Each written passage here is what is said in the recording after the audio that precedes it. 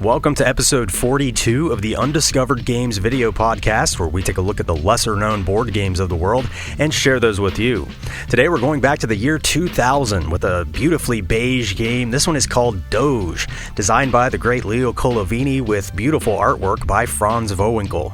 I love the way this game looks on the table. I know some of you out there probably think this is very ugly, but to me this is a beautiful old-school Euro game. You've got these huge wooden pieces. It's hard to see it in the video, but these palace pieces and these pawns are really big and they're satisfying to move around the board. The board is probably bigger than it needs to be, but I don't care because it immerses you into the game. And the board kind of looks quirky too. It's not symmetrical. It's got kind of an interesting look to it. And just when you see this game on the table, it doesn't really look like any other game I've ever played. And I think that matches the gameplay. The gameplay is a little quirky. It can be a little weird to wrap your head around at first what you need to do, but it has personality. And that's what I just don't find as much in the newer games. And these older games, they weren't perfect, but they had personality. They were unique. They took some risks in the game design. Maybe not the perfect game, maybe some rough edges, but I think it's more engaging to me because it's doing something fresh and interesting that I've never seen before. And that's what Doge brings to the table. Now, on the surface, this game does not seem like there's a whole lot going on. You're basically just blind bidding in these different elections. You're casting votes, trying to win the elections. If you win the elections, you get to manipulate the board in your favor. But where the game really comes to life is in the mind games you get to play with your opponents. There's a lot of player interaction here, but it all happens in your head. You're always trying to outthink and outguess your opponents. There's a little bluffing involved because you have to figure out when your opponents want to vote where and how much they might want to vote there. There's also 3 different ways to win the game, so you're always guessing a little bit like, which pathway is my opponent pursuing? Everybody sort of pursues their own pathway to victory, but your pathways cross, and that's where the interaction occurs because you don't want to butt heads with your opponents. You're trying to get in a position where your opponents aren't. So you're trying to look for all these little openings to arise on the board. It's very much a maneuvering or a posturing type of a game, a positioning game where the board is constantly shifting around and you have to look for those little openings to squeeze in and try to get a palace built before your opponent. And it's ultimately a race to build these palaces, but like I said, there's 3 different ways to win, and you can never be sure completely which way your opponent is pursuing. So I love the subtle interaction in this game. It's not a direct head-to-head type of conflict. It's more of a guessing thing, and you're trying to outthink your opponents. Lots of mind games and lots of decisions you have to make based on hidden information. Now, some of you out there might not like that, but in this game, it works really well. It adds excitement. It adds tension from beginning to end. I find that I am engaged in this game from beginning to end, and that's why I like it. So before I show you how to play, make sure you're subscribed right here on YouTube at undiscovered_games to learn more about lesser known board games just like this. All right, let's take a deeper look at Doge. I do recommend reading the rulebook, by the way, just in case I miss any little rules, but for the most part, I'll cover the important stuff so you can get an idea of how to play this game. As we look at the board, you'll notice there are 6 central districts of Venice here, and they're outlined in these red lines. Each district has these rectangular spaces. This is where we will build palaces. The palaces are the big wooden houses, and then we also have little wooden houses, which are just called houses. So we will be building palaces in these rectangles here. There's also a 7th district up here called the Quarantia, and the Quarantia functions a little differently than the rest of the board, but I'll get into all that here in a little bit. Now we're going to find these big black wooden pawns. These are called advisors. Each advisor has a symbol on the top which matches a specific district. For example, this symbol here belongs to the San Marco district as shown by this symbol. So to start the game, we're just going to place all the advisors on their matching symbol over here, and you'll notice the Quaranta has 3 advisors which go here.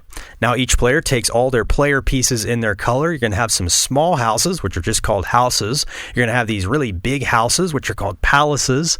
You're going to have some control rings, which you'll place onto these advisors when you control an advisor. You're going to get some voting tokens here, numbered 0 through 3. You have 1 0 token, you have 2 1s, 2 2s, and 2 3s. Finally, you're going to have some cards which correspond to these districts. Each player gets an identical deck of 7 cards. Each deck is color-coded on the back based on your player color, and each one of these 7 cards corresponds to one district out on the board. Then you're going to find these blue and brown cards. These are also corresponding to the district. So there's 2 more decks of 7 cards. You're going to shuffle the blue cards together and place them face down on these spaces of the board. Then you're going to shuffle the brown cards together and place them randomly face up on these spaces of the board. And now you're all set up and ready to play the game. So the setup is going to be the same whether you're playing with 3 or 4 players. There's really only one rule that changes when you're playing with 3 players, and I'll show you that in the next part of the video. But first, let's talk about how to win the game. What is the goal here? Well, you're trying to build these palaces quicker than your opponents, and you're trying to qualify for one of the 3 winning conditions. There are 3 winning conditions. First is building 1 palace in each of the 6 districts. So that would be a total of 6 palaces built, 1 in each district. The second possible winning condition is to build 7 total palaces across 5 different districts. And the third winning condition is to build 8 total palaces across 4 different districts. So any of those 3 qualifies you to win the game. The first player to accomplish one of those goals will trigger the final round of the game. Then we finish out the round, and then you see which players qualified for those winning conditions. Of those players, whichever player has built the most palaces will be the winner. That's the ultimate goal here. Now, how do you build palaces? Well, like I said earlier, these rectangles are where we build the palaces. The number inside the rectangle is how many little houses you have to have in that district before you can build a palace. So the first player to get 3 houses into this district gets to cash those little houses in and put their palace here. Then the next player to build a palace here is going to have to get 4 houses into this district. As soon as somebody gets 4 houses here, they'll cash them in and put their palace here. Again, that could be the same player as before or a different player. So ultimately, you're just trying to qualify for one of those winning conditions. You have to get your little houses out into these districts, cash them in to build the palaces. The palaces get progressively harder to build as these spaces fill up. So how do you get your little houses out onto the board to be able to build the palaces? Well, that is where the voting and the blind bidding come into play. So let me just walk you through a game round, and then you can see how this might play out. I'll continue to talk about why you might want to do some of this stuff. Let me just show you how a round works. Okay, so we're ready for the first part of a game round. So at the beginning of the round, this is when we cast our votes. So we're all going to secretly choose one district from our hand, and we're going to secretly choose how many votes we want to cast there. So let's say I choose San Marco. I put that card face down in front of me, and then I take a certain number of my voting chips here. So I'm going to use my 1 and my 2 token like this. So I put these face down on top of this card, and everybody does this simultaneously. So we all just kind of choose one district and how many votes we want to cast there. After everybody does this, we reveal just our cards. We keep our votes hidden, and then we place these voting chips into that district. So I'm going to place these face down into San Marco, and everybody's going to do this simultaneously. And then we do that again for a different district. So we leave this card out, so we can't choose this one again, and everybody has to pick a different card from their hand and where to place votes. So let's say for my second one, I choose San Polo. So I put that face down. And let's say I want to bluff. I want to bid 0 in San Polo. So I choose my 0 token. I put it there. Everybody reveals their cards, and everybody places their tokens out on the board face down. Finally, we do that a third time. Now, in a 4-player game, that's where it will end. You only do this 3 times. But in a 3-player game, you actually do this 4 times. So you'll be placing votes into 4 different districts in a 3-player game, but 3 different districts in a 4-player game. And that's the only rule that changes from 3 to 4 players. So let's say in a 4-player game, we do this final voting thing. We put one more card down. We can put the rest of our voting chips onto that card. We reveal the cards, and we place our votes face down on the board. So now the board is all queued up and ready to go into the next part of the round, which is resolving these elections. Now that's where the order of these cards comes into play, because at the bottom of the board, we can clearly see this order that the elections will happen from left to right. And this is what changes from round to round. and this really drives your decisions in the game. I'll kind of get into more of the decision making later in the video. I'm just trying to show you how the round plays out right now. So we start one card at a time and we resolve these elections. So let's say first up is Castella. So the yellow player and the red player both have voting chips here. So we reveal these. Yellow placed 3 votes and red placed 2 votes. So yellow wins the election. Now, as soon as you win an election, you have an important decision to make. You can either take control of that district's advisor, or you can move one of your houses into or out of that district that you just won. Now, since we don't have any houses on the board yet, this is the first round of the game, I'll show you how the moving house thing works later in the video. So let's say yellow decides to take control of this district's advisor. So they find the advisor over here and they put their control ring on that advisor. Now they have to immediately decide where that advisor will stand on the board.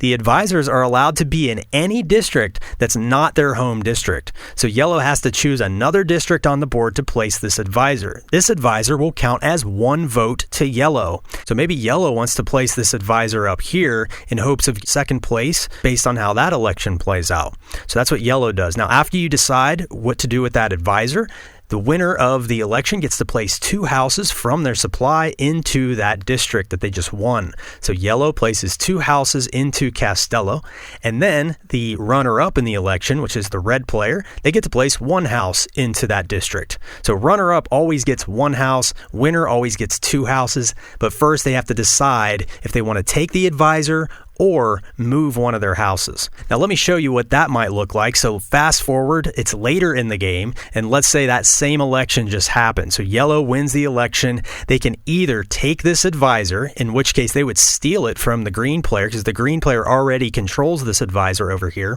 So if they take the advisor, they would just steal it from the green player and place it wherever they want.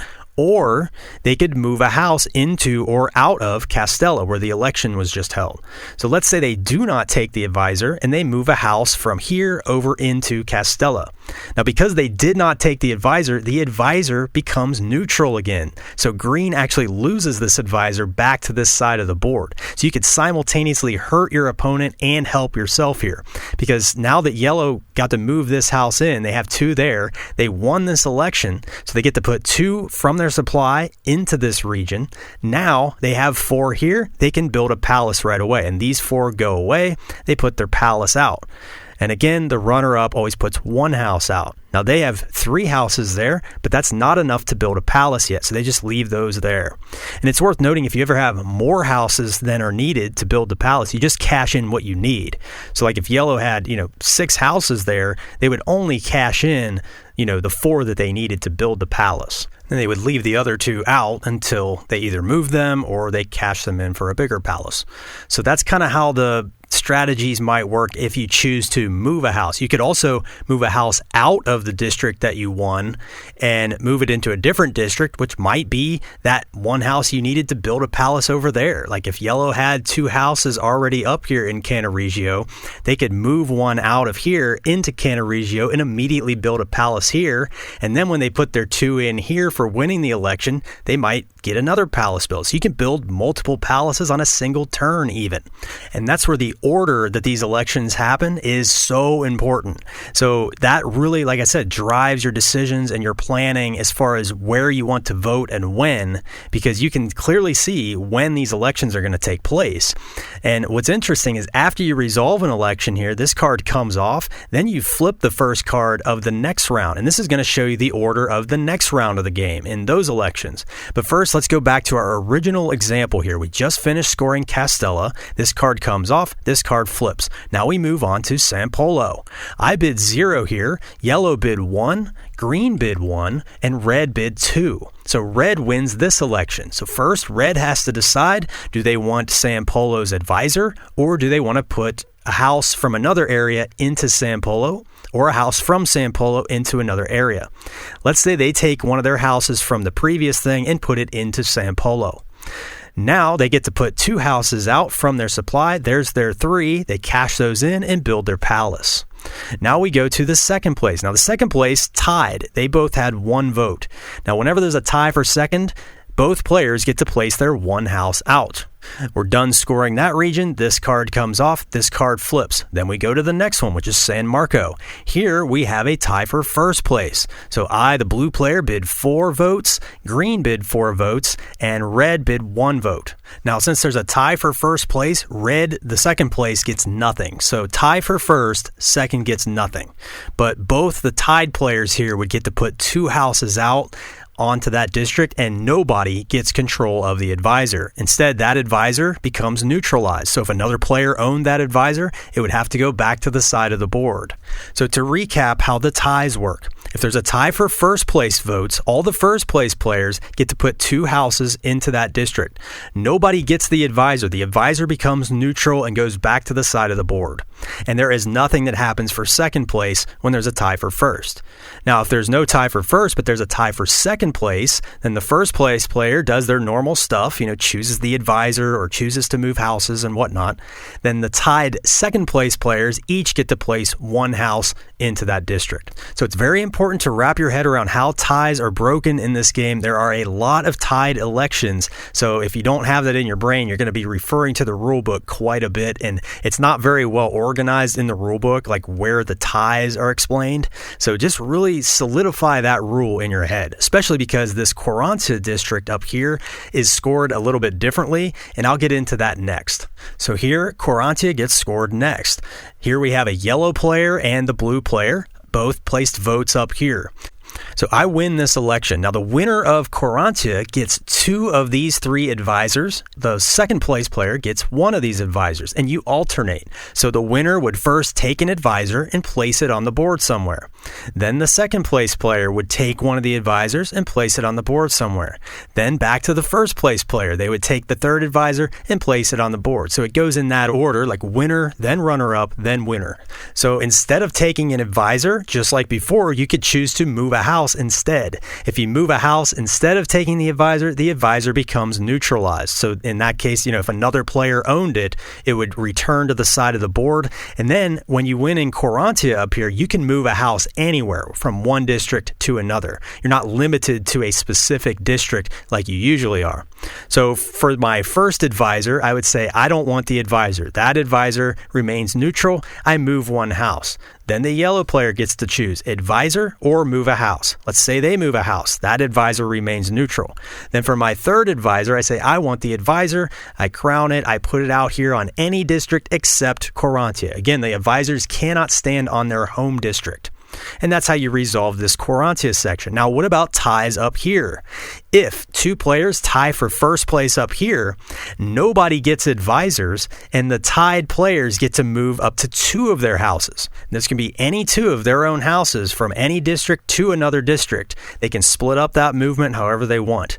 If there's a tie for first place, there's no second place. So nobody gets any advisors in a tie for first in Quarantia.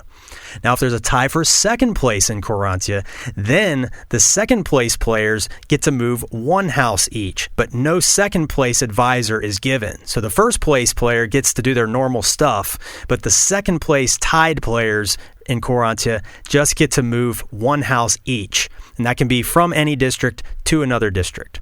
So the Quarantia ties work a little bit differently than the main board. And again, you have to get in your brain how ties work because they're kind of hard to find in the rulebook at a glance. So if you don't want to be thumbing through the rulebook constantly, just make a little player reference sheet for everybody or something to remember how the ties are resolved.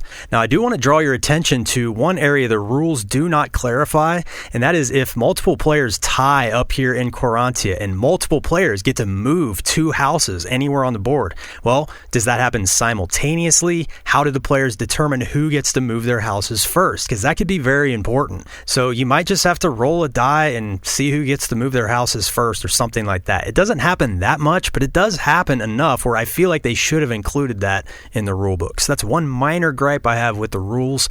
But overall, it's very clear on everything anything else.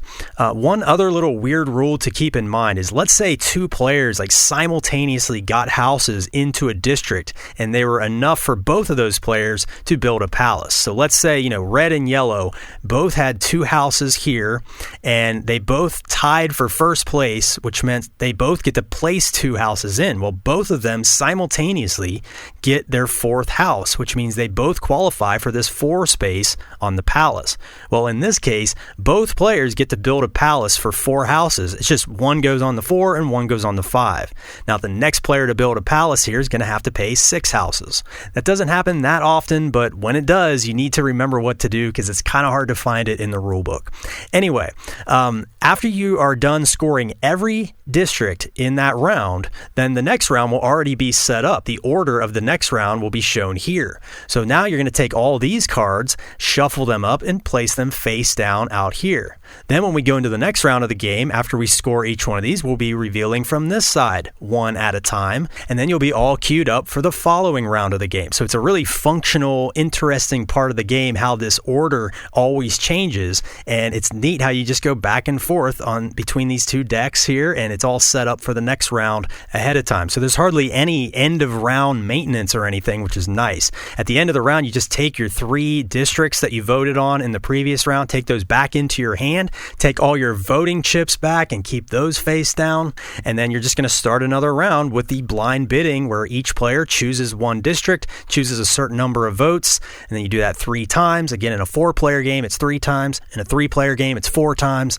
And then you go through this order and score each district like we just did. Left to right, after you score one, you flip the leftmost one here. After you score this one, you flip this one, and so on. Then you're all set up for the next round, and you just keep doing this until a player has reached one of those 3 winning conditions we talked about earlier. So as soon as a player gets 6 palaces built, 1 in each district, or 7 palaces across 5 different districts, or 8 palaces across 4 different districts, that player triggers the end of the game. You finish out the round. Then at the end of that round, you see who wins the game. So the winner is going to be whoever qualifies for one of those 3 winning conditions. If multiple players qualify to win, then among those players, whoever has the most palaces built will be the winner. So at the end of that last round, let's say the blue player has 1 palace built in each district, which is 6 palaces, but then the red player had 7 palaces built across 5 districts. Well, both players are qualified to win, but the red player wins the tiebreaker because they have more palaces built. Now, if there's still a tie, so if, say, the red and the green player both had 7 palaces across 5 districts, then whoever among them has more houses out on the board would break that tie. So there, the red player has 3 houses, the green player has 5 houses, green would win the game. And that is pretty much how you play Doge. It's just blind bidding for the districts. When you win an election, you have to decide, do you want to move a house or take the advisor? If you don't take the advisor always becomes neutralized. Then the winner gets to place 2 houses into the district. The runner-up gets to place 1 house into the district, and then you move on to the next one and score that. That's all you do in this game, repeatedly, but it gets progressively more tense as the game builds. Those palaces become harder and harder and harder to build because you need more houses out on the board. The order that the elections happen really drives your decisions in this game. It's kind of hard to even show it in the video. You really have to sit down and experience the game to feel all the different ways the game pulls you mentally. You're thinking like, okay, if I win this election, I can get this advisor, and then I can put this advisor over there because that district has no other players in it. So that's like a free 2 houses put out. Then later, when Quarantia gets scored, then I could use that to move these houses into other districts and build 2 palaces on a single turn or something. So there's lots of ways you can plan it out. The problem is all the other players have these grandiose plans as well, and a lot of times your interests are going to conflict once you reveal those votes and see what the other players do. So you can plan out a long turn, but you have to be able to adapt and pivot on a dime when things don't go as planned. And that's like my favorite part of this game. It's all about getting in each other's heads, trying to figure out where your opponents are going to go, where I want to go, and then, oh no, they got in my way, I need to shift and go over here instead. I really like how you can bide your time on the blind bidding too. You vote 1 district at a time. So depending on the order that those districts are going to get scored, it's like, okay, San Polo is going to get scored first next round. I bet everybody's going to vote there first. So maybe I'll vote there last and kind of wait and see how many people put their chips out. But if all the other players come in and jump on San Polo, then maybe I just want to abandon that route altogether and place my votes somewhere else where nobody is. Lots of interesting mind games, and I can't even really show this to you in the video. You have to sit down and experience this game, and it is a very interesting gaming experience, that I can say. There's a lot of little subtle layers to it that you can sort of hide behind and make other players think you're going for something when in reality you're going over here, and that's where that positioning and posturing comes in, where there's all these moving pieces, everybody shifting their stuff around, just looking for that optimal moment to come in and strike and build a palace. And when you can find that little opening and make that happen, it's so rewarding. And that's what the whole game is about. It's maneuvering, looking for opportunities to arise, and then pouncing on those opportunities. If you watch my other video a while back, I did another Colovini game called Submarine, and this is a very different game from Submarine, but it does kind of remind me of that in the fact that you're always moving your stuff, shifting it to try to get in a little bit better position than your opponents. It's a lot of moving around, looking for the moment to strike. So that kind of reminded me of Submarine a little bit, but if I had to compare Doge to another game, it probably reminds me most of Aladdin's Dragons, also known as Quidam and Quidam's Dragons, which is where you're blind bidding. It's sort of like worker placement. You're blind bidding, and it's in a pathway, and everything resolves in a very linear fashion in that game. And that's the biggest difference for me with Doge, is it pulls you a million different directions, and it does not give you a straightforward path. It makes you think outside the box a little bit. The only path in this game of Doge is the order that the elections happen each round. But everybody kind of has different ideas on how they want to tackle that. Everybody has different endgame objectives in mind. Everybody has different districts that they have an interest in voting heavy in or voting light in and things like that. So there's a lot more layers to Doge than a game like Aladdin's Dragons, but it is kind of similar because you have those limited voting chips and you have to decide how to allocate them and where. Another game that Doge sort of reminds me of, I would say, is the game Creta, which I also covered earlier on my channel. That's more of an area majority game, but again, you're kind of looking into the near future and adapting how you're shifting around the board based on how the cards come up. So kind of some similarities there, but Doge really stands alone. I have this game rated an 8.5 out of 10. It's not the best game ever, but that's like a B if you think of it like a school grading scale. I rate my games based on that. It's like 8.5 is like a solid B, and I like this game. It's one that we return to quite a bit. My game group really enjoys this. It does not overstay its welcome.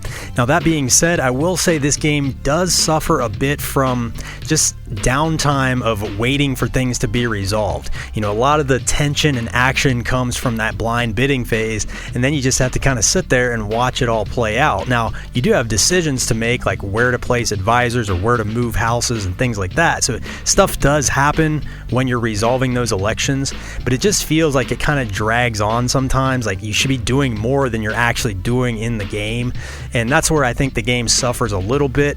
Just feels like there should be more to this. But again, for what it is, it's like a 60-minute game usually at 4 players, and I don't think it overstays its welcome. But some players out there might get a little bored just waiting for things to happen in this game, and that would be one slight gripe I have with it. Another slight gripe is it's going to be hard for a new player to really even grasp this game without playing it first. You really need a learning game. You need to understand how the order of those elections really impacts your decisions and how you're going to lose some of your advisors throughout the game, because sometimes you'll place an advisor up here and you might bid a 0 token knowing you have that 1 vote from your advisor. Well, maybe you forget your advisor's home region is scheduled to be scored first, which means you're going to lose that advisor unless you bid high in your home region as well.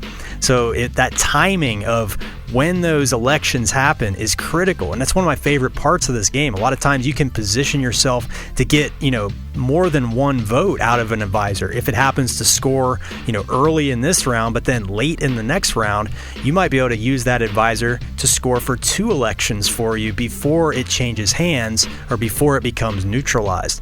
So again, lots of little subtle things that don't immediately become apparent until you sit down, experience the game, and really play it and get familiar with it. My fear is that a lot of players won't give it that second or third play, and unfortunately games like this really require you to play a couple times before you see the genius of the game design.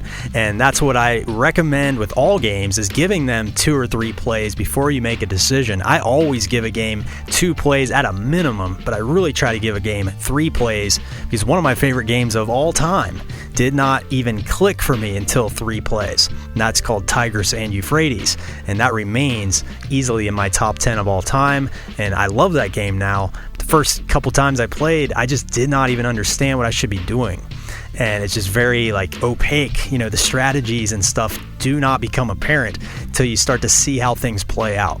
So Doge, I would definitely put it in that category of, you need to play this a couple times to really get familiar with how to think in this game, and then you'll see it, and then you'll start to see the genius and the layers of depth reveal themselves. For a little blind bidding game, this is one of my favorites, and I highly recommend this if you like mind games, bluffing, blind bidding, that type of stuff in a very Eurogamey setting. I love the aesthetics here. I love the big, huge wooden pieces, the weird, strange looking board, and even all the little quirks that this game provides. It's really got its own personality. It has some character, some old school flavors that I love in board gaming. So that's Doge. Have you ever played this? What's your favorite blind bidding game? What's your favorite Leo Colovini game? Let me know in the comments below. I love to read all your comments and interact with you on a regular basis. If you like my content, make sure you like this video, share it with all your board gaming friends, and make sure they're all subscribed right here on YouTube at undiscovered_games. Subscribing here on YouTube is the best way to help the channel. That motivates me to put out content on a regular basis. If you want to help the channel further, there is a digital tip jar in the description below. It's just a PayPal link. You can leave any amount you like. If you found this video helpful, or if you like my content and you just want to show your support, that is there, but I do not expect that whatsoever. It's just an option for you. If you really like what you see here, you want to see more of this in the future, that's one way you can show your support. But like I say, the best way is to make sure you're subscribed. Try to get 1 or 2 of your friends to subscribe as well. You can also follow me over on Instagram at undiscovered_games. I post a lot of written reviews and cool pictures over there. A lot of gaming content that does not make it to my YouTube channel happens over on my Instagram page. So if you want more Undiscovered Games stuff, definitely say hi to me over on the IG. So until the next episode, I'm your Undiscovered host saying thanks for watching. I'll be back with another great Undiscovered game on the next one. We'll see you then.